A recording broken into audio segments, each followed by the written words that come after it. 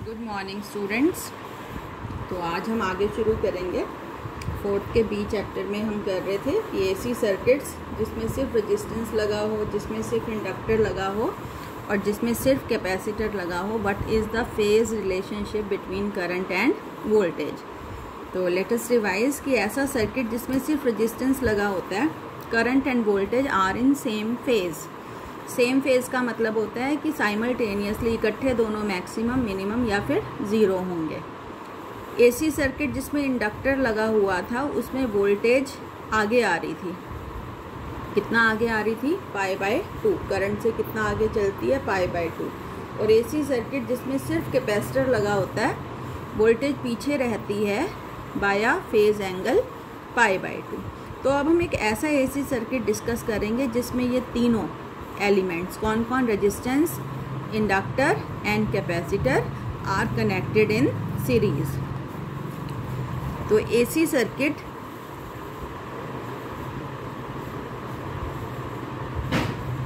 containing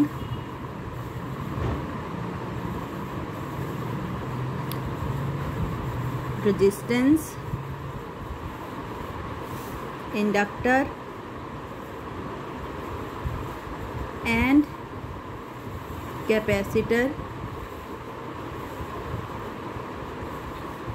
connected in series। अब इसको हम with the help of phasor diagram solve करेंगे। ठीक है, तो जो फेजर डायग्राम बनेगा इसमें वो बहुत ज़्यादा इम्पॉर्टेंट है, उसको साथ साथ आपने समझना है। तो एक हमारे पास रेजिस्टेंस लगा है, इंडक्टर लगा हुआ है और क्या लगा हुआ है? कैपेसिटर। तीनों कैसे जुड़े हुए हैं? सीरीज में। And let a source of alternating EMF is connected across them. ये आपका आर है, ये एल है और ये है आपका कैपेसिटर सी। अब since they are connected in series, तो current through each of them will be same. जितना करंट आर से गुजरेगा उतना ही एल से और उतना ही सी से, and is in same phase. और सब में जो करंट का फेज है वो सेम रहेगा। सपोज ये करंट का फेज है, आई है। कितना करंट है सब में? आई। अब वोल्टेज जो आर के अक्रॉस आ रही है दैट इज वी आर। ठीक है, number 1 maximum voltage across resistance या अक्रॉस आर। कितनी वोल्टेज डेवलप होएगी, इसको हम वी आर से डिनोट कर रहे हैं और फेजर है क्योंकि हम इसको क्या दे रहे हैं? एक डायरेक्शन दे रहे हैं। तो ओम्स लॉ क्या होता है बेटे? वोल्टेज किसके बराबर होती है? Current into resistance. तो यहाँ रेजिस्टेंस कितना है? R, V R. और हमें पता है रेजिस्टेंस के अक्रॉस करंट और voltage are in same phase, तो वोल्टेज भी इसी तरीके से इसी तरफ बनेगी। और यहाँ पर हम एक फेजर डायग्राम साथ साथ ड्रॉ करेंगे। Suppose the current phasor is along x direction. Current phasor किस तरफ है? एक्स की तरफ। अब वोल्टेज अक्रॉस रेजिस्टेंस भी ऑब्वियसली क्योंकि सेम फेज में होती है जो करंट का फेज होता है, तो ये भी किस तरफ बनेगी? ये भी एक्स इसी डायरेक्शन में बनेगी। Voltage across resistance is directed along O A क्योंकि it is in phase with the current. Maximum voltage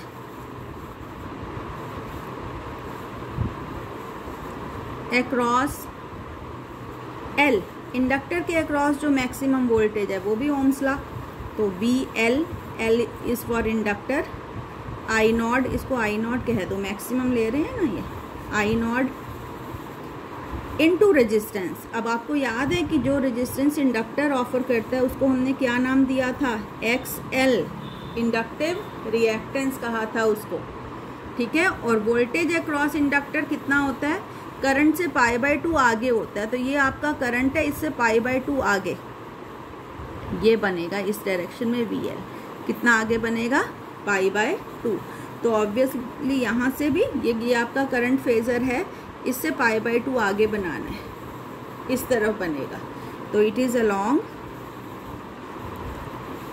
O B की तरफ हम किसको डिनोट करेंगे? आपके वी एल को। ठीक है, अलोंग OB। और ये किस तरफ बनाया था? Along OA। पता है ना क्यों बनाया था? क्योंकि R के अक्रॉस वोल्टेज और करंट एक ही फेज़ में थे, तो करंट हमारा ये है, इसी के साथ फेज़ में बनाना है तो इसी दिशा में बनेगी। और तीसरा है मैक्सिमम वोल्टेज अक्रॉस कैपेसिटर। इस हिसाब से ये कितनी हो जाएगी? C for capacitor. Maximum current I0 है और कैपेसिटर जो रेजिस्टेंस ऑफर करता है उसको हम XC से डिनोट किए थे। XC is called capacitative reactance. और आपको याद है कि कैपेसिटर के अक्रॉस जो वोल्टेज होती है वो करंट से π/2 पीछे, तो पीछे मतलब इस तरफ बनाना है, इससे पीछे, इधर पीछे। This is VC। तो ये किस तरह बनेगी? ये करंट है, इससे π/2 पीछे यहाँ, ठीक है, अलोंग। तो हम बना रहे हैं इस तरफ OC। ये है आपकी VC अलोंग OC, ठीक है। अब देखो बेटे, इसमें हमने एक एग्जम्पशन लिया है कि VL तो मैंने इतना बड़ा बनाया है और VC मैंने इतना बनाया है। तो हमने एज्यूम किया है, क्या एजम्पशन लिया है कि वोल्टेज अक्रॉस इंडक्टर ज़्यादा है as compare to voltage across capacitor, ठीक है। अब देखो बेटे, आपके पास ये 3 वेक्टर हैं, एक VR, VL और VC। इनका रिजल्टेंट निकालना है हमने। इन 3 वेक्टर्स को एक वेक्टर में हमने बनाना है, तो कैसे निकलेगा? सबसे पहले आप देखो, ये 2 वेक्टर जो हैं VL और VC, एक दूसरे से कितना है इनके बीच का angle? 180। They are opposite vectors.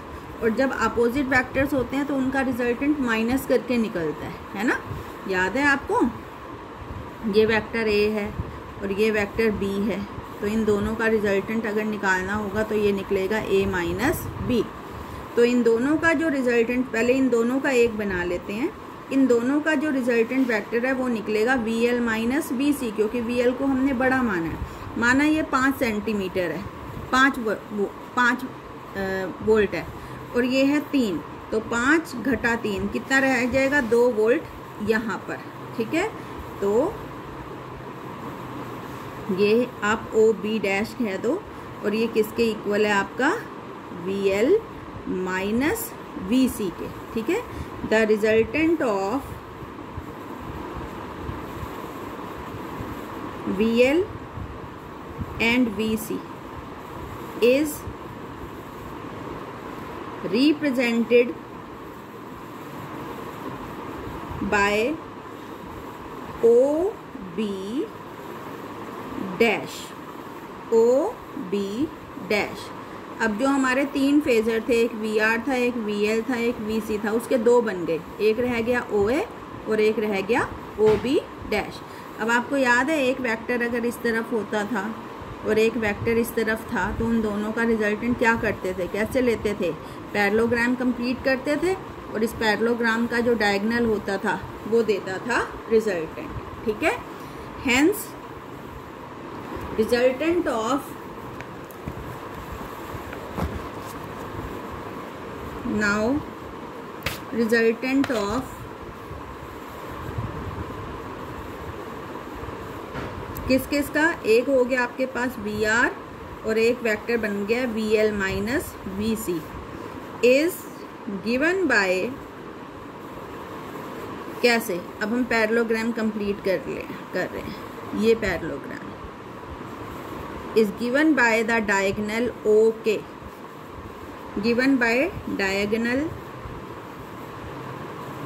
OK of parallelogram OAKB dash. इस पैरेललोग्राम का जो डायगोनल है वो आपको रिजल्टेंट वोल्टेज देगा। क्या देगा? Resultant voltage E0। Let this angle be phi. तो ये आ रही है आपकी रिजल्टेंट वोल्टेज। ये था आपका करंट, करंट से आगे आ रही है, कितनी आगे आ रही है? By an angle phi.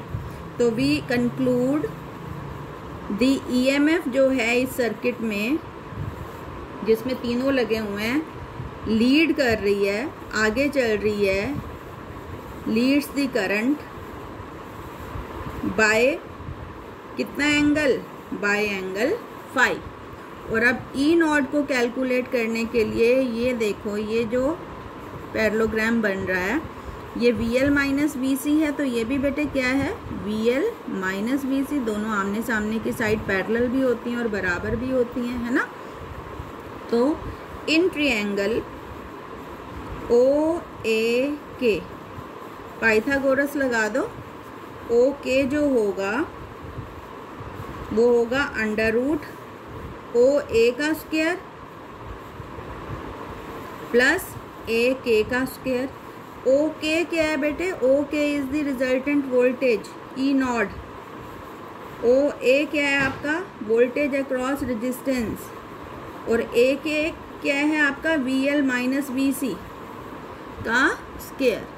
और अब अगर आपको याद हो VR कितना है, I not XL, sorry I not R, VL कितने I नॉट XL, VC कितने I नॉट XC। अगर हम यहाँ ये वैल्यूज पुट कर दें तो ये आएगा आपका E नॉट, VR है I नॉट R का square plus I not XL minus I not XC का स्क्वायर। अब इन सब में से I नॉट स्क्वायर बाहर आएगा तो रूट के बाहर I नॉट आ जाएगा आपका, ठीक है। ये आ गया आपका E naught is equal to I naught और अंदर रह जाएगा R square plus XL minus XC का स्क्वायर। और I नॉट इसमें से कितना आ जाएगा, E नॉट upon R square plus XL minus XC का स्क्वायर। कंपेयर विद, हमेशा जैसे उन तीनों डेरिवेशन में हमने किया था ओम्स लॉ इक्वेशन से, क्या होती है आपकी ओम्स लॉ इक्वेशन, करंट किसके बराबर होता है, वोल्टेज बटे रेजिस्टेंस। तो करंट की जगह बेटे करंट है, वोल्टेज की जगह भी वोल्टेज है, रेजिस्टेंस की जगह क्या है, ये जो रेजिस्टेंस है इसकी जगह ये सब कुछ है, ये है। और इसको हम कहते हैं इम्पीडेंस। मतलब बेसिकली ये रेजिस्टेंस है जो कौन ऑफर कर रहा है, एक ऐसा सर्किट ऑफर कर रहा है जिसमें R, L और C तीनों लगे हुए हैं सीरीज़ में, जिसमें रेजिस्टेंस, इंडक्टर एंड कैपेसिटर तीनों लगे हुए हैं सीरीज़ में, ठीक है। तो ये जो है R square plus XL minus XC square represent resistance offered by RLC circuit, और इसको हम कहते हैं इम्पीडेंस। क्या कहते हैं, इम्पीडेंस। इस रेजिस्टेंस को क्या कहते हैं, impedance. This is called impedance. अब देखो 4 तरीके के रेजिस्टेंस के बारे में आपको पता चल गया, डिनोटेड बाय जेड से हम इसको डिनोट करते हैं, इस रेजिस्टेंस को जिसको हम इम्पीडेंस कहते हैं, इसको जेड से डिनोट करते हैं। मतलब जेड आपका किसके बराबर, R square plus XL minus XC का होल स्क्वायर, ठीक है। ये वो रेजिस्टेंस होता है। ऑब्वियसली क्या यूनिट होएगी, जेड की है तो रेजिस्टेंस ही ना बेसिकली, इसकी भी यूनिट क्या होएगी, ओम।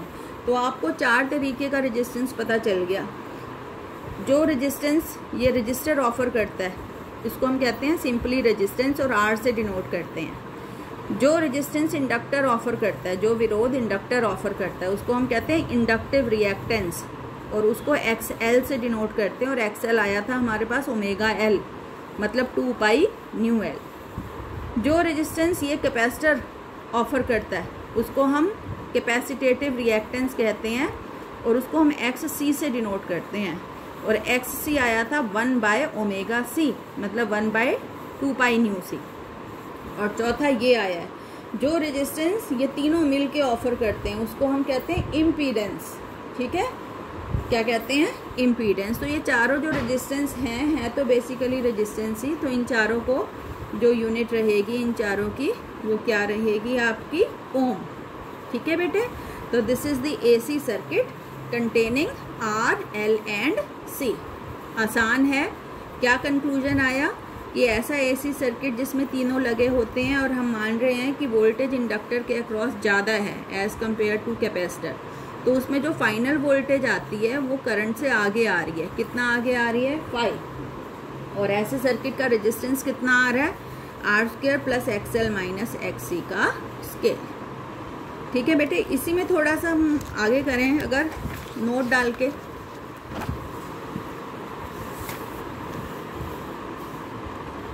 नोट कितना रेजिस्टेंस आया है, R² plus XL minus XC का स्क्वायर, है ना। मैं यहाँ पे दोबारा ये बीच वाला डायग्राम बना रही हूँ जो मुझे चाहिए। ये आपका A था, ये आपका O था, ये VR था आपका, और ये B डैश था आपका, इसको हमने VL माइनस VC बोला था। और ये पैरेललोग्राम जो बनाया था K, ये इसका डायगोनल था, ये रिप्रेजेंट करता है रिजल्टेंट वोल्टेज, और ये एंगल आया था फाई। अगर ये VL माइनस VC था तो ये भी VL माइनस VC था। ठीक है। अब देखो इस फिगर में in triangle AOK what is tan phi, tan phi बताओ इसमें क्या है, लंब बटा आधार AK अपॉन OA। AK कितने हैं आपका, AK VL माइनस VC, और OA क्या है आपका R। अब VL है आपका I नोड XL, VC है आपका I नोड XC, और VAR है आपका I node R। I node ऊपर से कॉमन ले लो और I नोड नीचे से कैंसिल हो जाएंगे। क्या रह जाएगा, tan phi is equal to XL minus XC upon R। अब 3 केसेस बनते हैं। पहला केस, अगर किसी सर्किट में XL बराबर XC हो, मतलब जितना रिएक्टेंस इंडक्टर ऑफर कर रहा है उतना ही रेजिस्टेंस कैपेसिटर भी ऑफर कर रहा है। XL बराबर XC होने पर ये क्या हो जाएगा, 0, tan फाई 0। और अगर tan फाई 0 मतलब फाई 0 डिग्री, और ये फाई क्या है, फाई फेज डिफरेंस है करंट और वोल्टेज के बीच का। फाई 0 हो गया मतलब करंट एंड वोल्टेज आर इन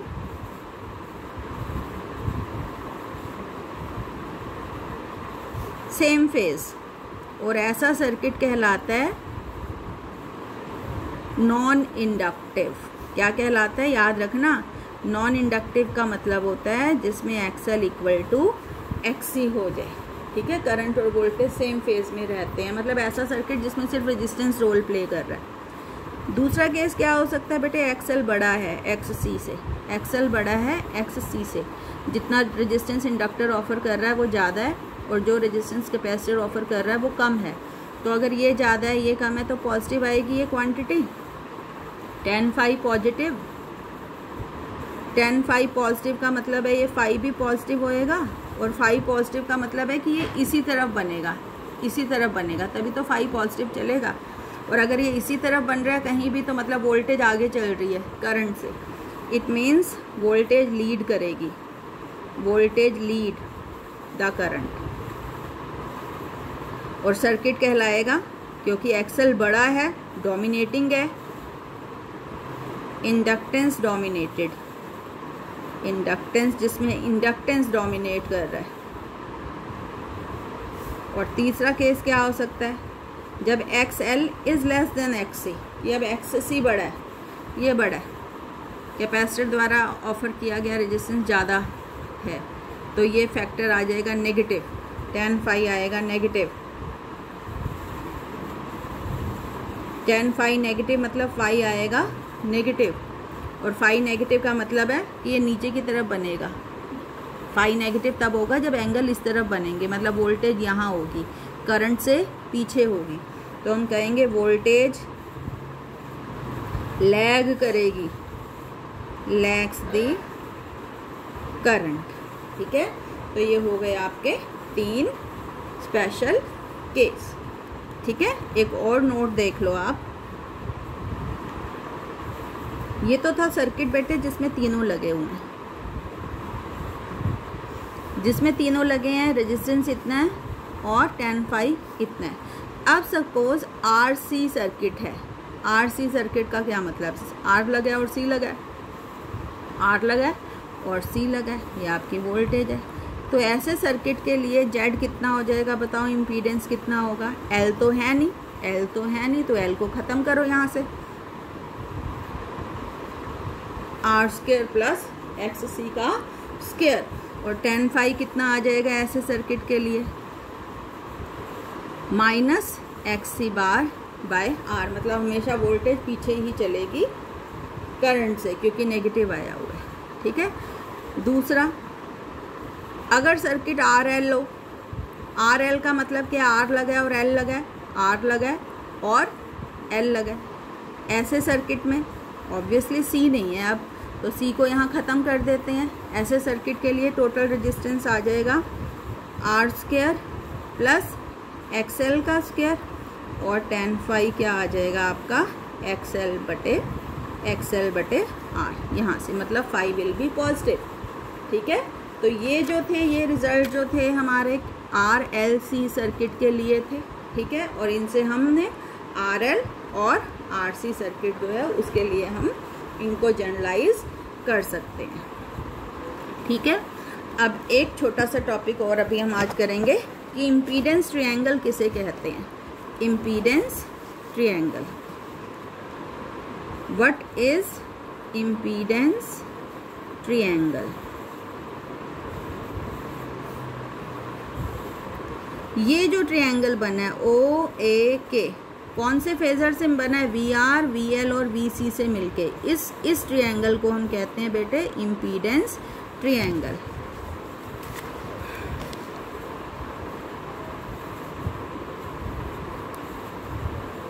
सिर्फ ये ट्रायंगल बना रही हूँ मैं, O, A और K। OA क्या है बेटे आपका VR, और VR है आपका I0R, है ना। AK क्या है आपका VL माइनस VC, और ये किसके बराबर लिख सकते हैं, I0 कॉमन आ जाएगा, XL माइनस XC, क्योंकि VL होता है I0 XL और VC होता है I0 XC, I0 को कॉमन ले लिया। और E0 किसके बराबर आया था हमारा, I0 R² plus XL minus XC का होल स्क्वायर।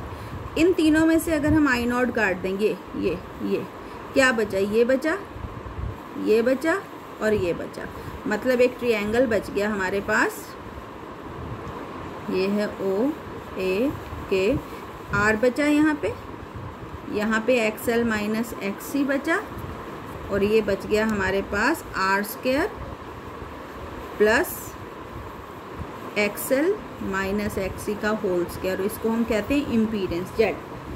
तो एक ऐसा त्रिभुज, एक ऐसा ट्रायंगल जिसका बेस, जिसका आधार क्या रिप्रेजेंट करे, रेजिस्टेंस, ओमिक रेजिस्टेंस। लंब AK क्या रिप्रेजेंट करे, रिएक्टेंस, इसको मिला के हम कहते हैं रिएक्टेंस। और कर्ण हाइपोटेन्यूज क्या रिप्रेजेंट करे, इम्पीडेंस। तो ऐसा सर्किट कहलाता है आपका, ऐसा ट्रायंगल कहलाता है इम्पीडेंस ट्रायंगल। क्या कहलाता है, इम्पीडेंस ट्रायंगल। ये आगे हम यूज़ करेंगे, तो इसको थोड़ा सा आप दिमाग में रखना। तो this is the AC circuit containing resistance, inductor and capacitor connected in series. तो बेटे ये जो 4 डेरिवेशंस हैं बहुत इंपॉर्टेंट हैं। इन चारों में से एक ना एक आपके पेपर में 100% आएगा। तो इन 4 डेरिवेशंस का टेस्ट किस किस का, AC सर्किट जिसमें रेजिस्टेंस लगा है, जिसमें इंडक्टर लगा है, जिसमें सिर्फ कैपेसिटर लगा है, और जिसमें ये तीनों लगे हैं, इन 4 डेरिवेशंस का टेस्ट मैं आपका मंडे को लूँगी। आप इसको बहुत अच्छे से तैयार कर लेना, ठीक है। अब आगे जो इसमें टॉपिक्स हैं वो LC ऑसिलेशंस, थोड़े से अलग टॉपिक्स हैं, उनको हम डिस्कस करेंगे और इनको आप इकट्ठे अच्छे से करेंगे। Okay, thank you.